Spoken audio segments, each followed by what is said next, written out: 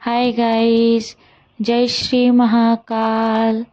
तो आप देख रहे हैं मैं अपने दरवाजे का लॉक लगा रही थी और मैं अब जा रही थी छठ पूजा का सामान लाने, क्योंकि सुबह से हमारे यहाँ पुणे में, मतलब मैं पुणे में रहती हूँ, तो यहाँ पे ना सुबह से बारिश हो रही थी। इतनी तेज बारिश हो रही थी कि बारिश रुकने का नाम ही नहीं ले रही थी, इतनी बारिश हो रही थी।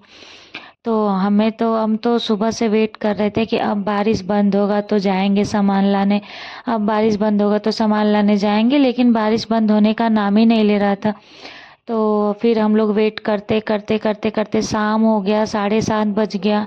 तो फाइनली हम लोग सोचे कि अब निकल लेते हैं और पूजा का सामान लेके आते, क्योंकि उस टाइम बारिश थोड़ी सी धीमी हो गई थी, तेज़ नहीं हो रही थी।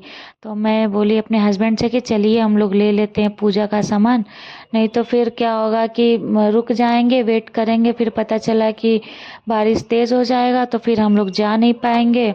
और छठ पूजा के दिन तो इतना सारा काम होता है कि वैसे भी कोई कहीं बाहर नहीं जा पाता है।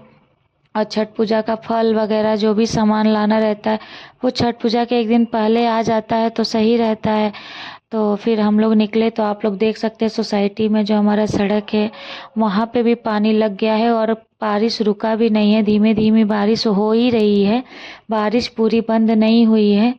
तो फिर हम लोग अब निकल लिए, तो मैं अपने हस्बैंड से बोल रही थी कि आज तो बारिश हो गया ठीक है, लेकिन अगर कल बारिश होगा तो दिक्कत होगा, क्योंकि हमें तो छत पे ही छठ पूजा करना है, हमें कहीं घाट पे तो जाना नहीं है, क्योंकि यहाँ पे जो घाट है ना वो बहुत दूर दूर है, पास में कोई घाट नहीं है। और मेरे 2 बच्चे भी हैं और दोनों मतलब उतने बड़े नहीं है कि अकेले घर पे रह जाएं या मतलब घाट पे भी जाएं। तो फिर उन लोगों को मतलब एक तो ठीक है, एक थोड़ी बड़ी है, 5 साल की है, लेकिन छोटी वाली तो ज़्यादा छोटी है, तो उसको संभालना पड़ेगा। तो घाट पे जाओ तो फिर ये होता है ना कि सामान अपना पूजा का सामान देखो कि बच्चा देखो, तो दिक्कत होती है। और घर घर पे छत छत पे होगा तो सोसाइटी की दीदी लोग हैं, आंटी लोग हैं, तो वो लोग भी रहती हैं तो सही हेल्प हो जाता है, क्योंकि यहाँ पे जितनी दीदी लोग हैं सब जॉब करने वाली हैं लोग।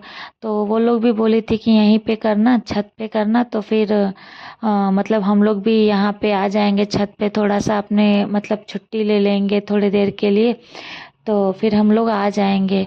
तो मैं बोली ठीक है, तो फिर हम लोग चले गए, मार्केट पहुँच गए।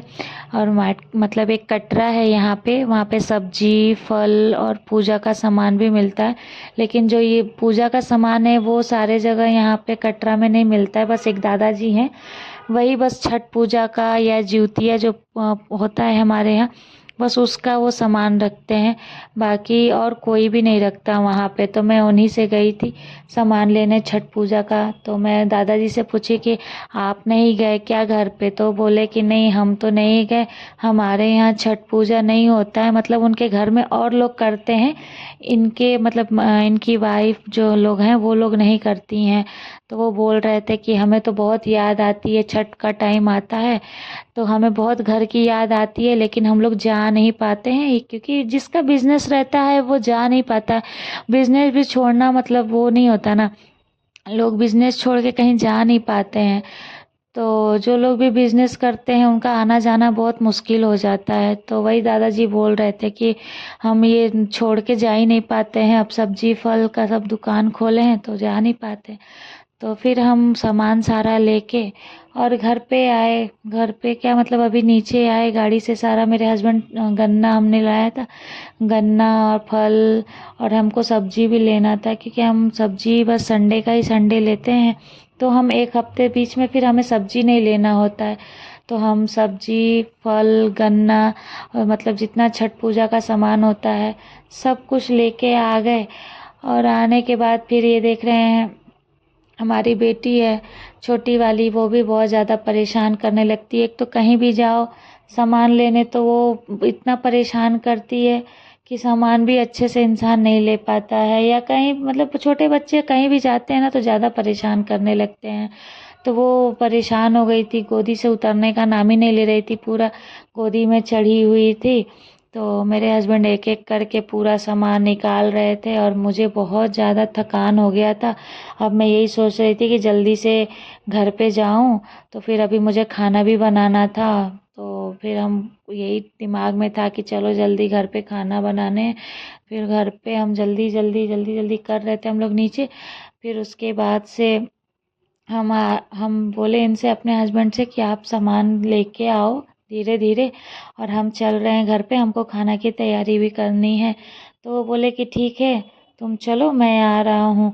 फिर मैं घर पे आई तो चने की दाल, लौकी और लौकी की सब्जी, आलू की भुजिया, चावल, रोटी बनाई, अपने निकाली, अपने हस्बैंड को निकाली, अपने बच्ची को खाना निकाल के और मैं दी। और फिर उस अब हम लोग जा रहे हैं एक साथ खाना खाने, हस्बैंड जी और मेरी बेटी और मैं। ओके, बाय बाय, जय छठी मैया।